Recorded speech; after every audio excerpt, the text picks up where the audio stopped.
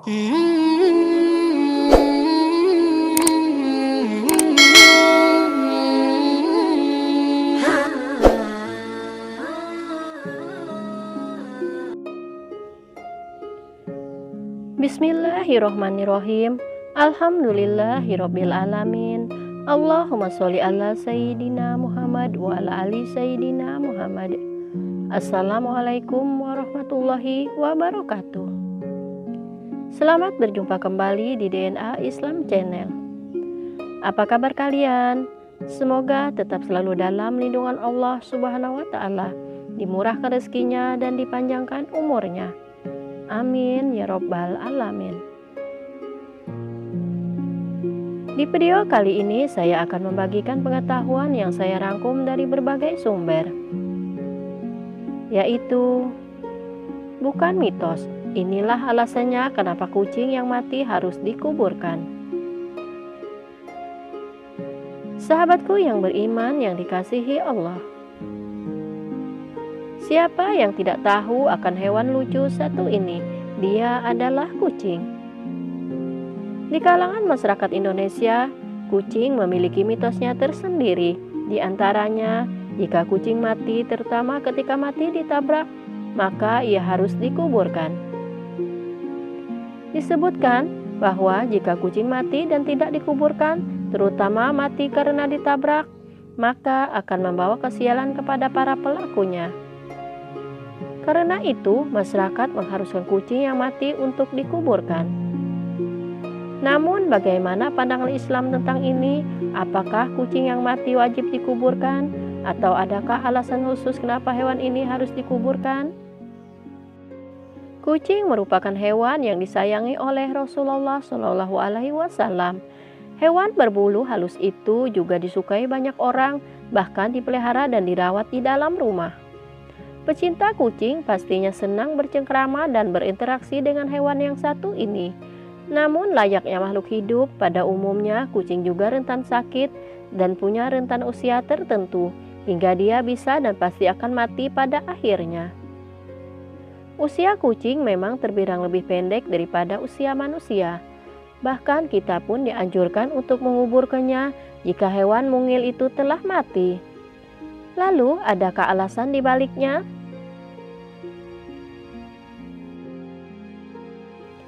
Simak video ini hingga akhir agar tidak salah dalam pemahaman.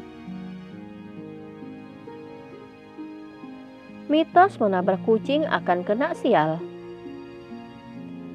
Mitos menabrak kucing akan membawa celaka sudah dipercaya oleh masyarakat sejak zaman dahulu kala. Menurut mitos ini, orang yang menabrak kucing akan mendapatkan kesialan secara bertubi-tubi. Apakah mitos itu benar adanya? Mengalami kesialan yang bertubi-tubi setelah menabrak kucing adalah salah satu mitos yang masih dipercaya hingga sekarang ini.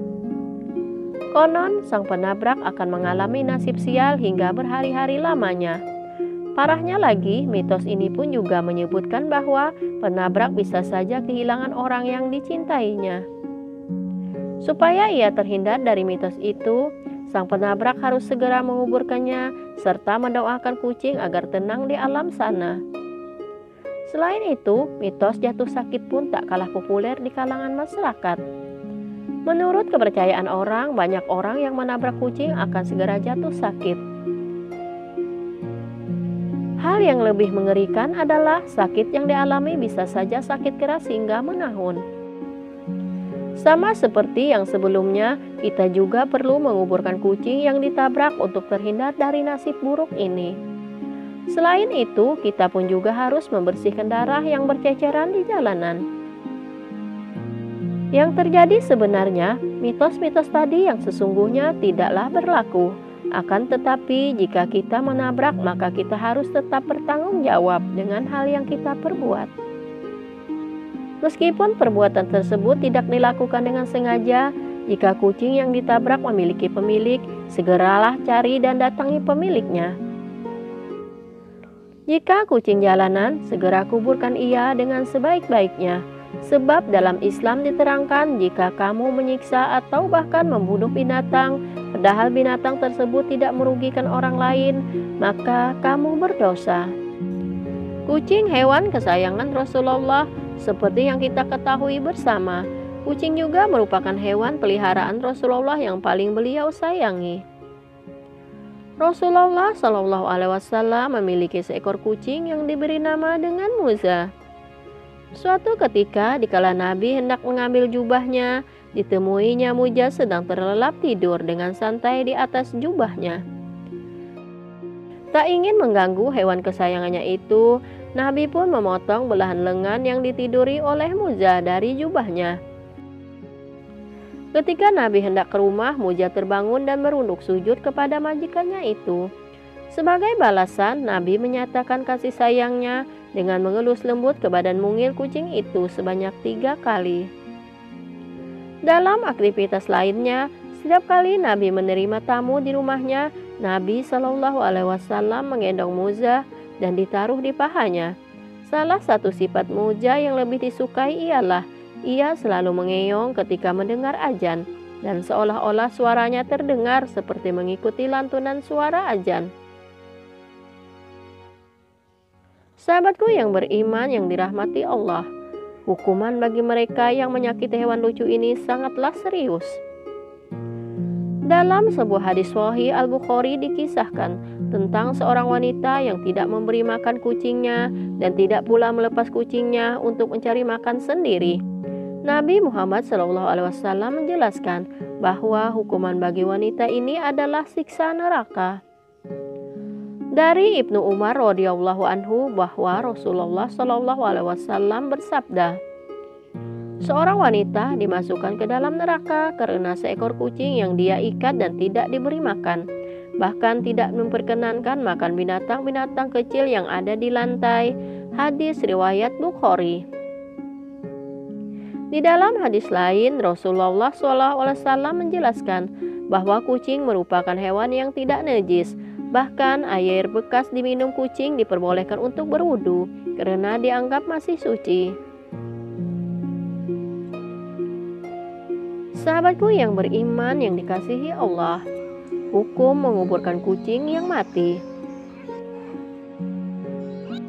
Pada dasarnya dalam Islam tidak ada kewajiban menguburkan hewan yang telah mati, baik mati karena ditabrak, disembelih atau lain sebagainya. Hanya manusia saja yang wajib dikuburkan dalam Islam.